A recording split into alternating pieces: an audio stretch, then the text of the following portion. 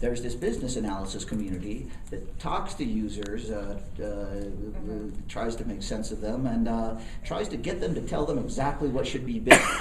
They don't take any responsibility for what gets built. They take responsibility for capturing requirements. They complain because they change their mind. They talk about tactics to pin them down on what they want, and they hold them responsible for making bad decisions. That kind of posture is evil, and that's what I don't like. The design community, the design community, on the other hand, although there's a buttload of prima donnas and idiots there too, largely they hold themselves responsible for making choices about what should be built. And they're not complementary communities, they're competing communities and competing philosophies.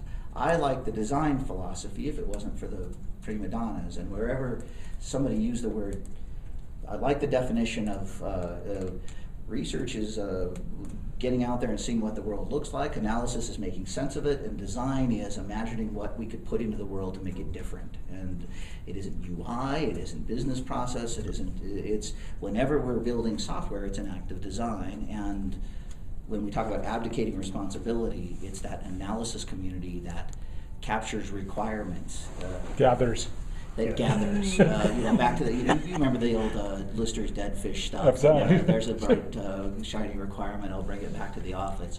It's that posture that doesn't work. Yeah.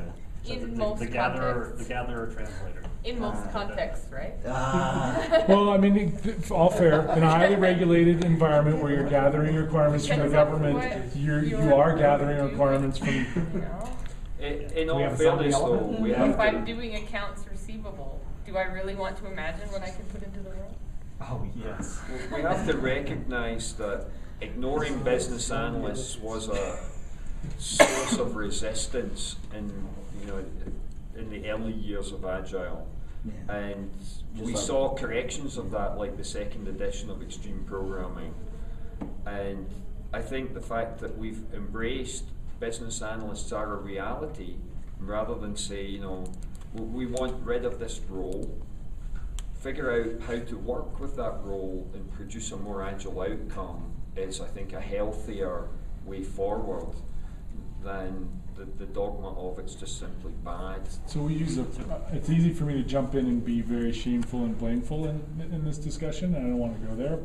We use a phrase around our office a lot called Agile and, bringing the agility thinking to lots of other spaces, including Agile and business analysts, right? Not the opposite end of that spectrum, which was the versus the dogmatic thing of, we advocated all of it to the product owner.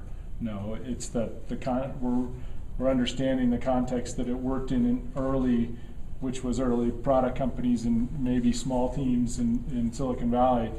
Now that the context has gotten much larger on us, as opposed to the early product teams, it's got to be Agile and.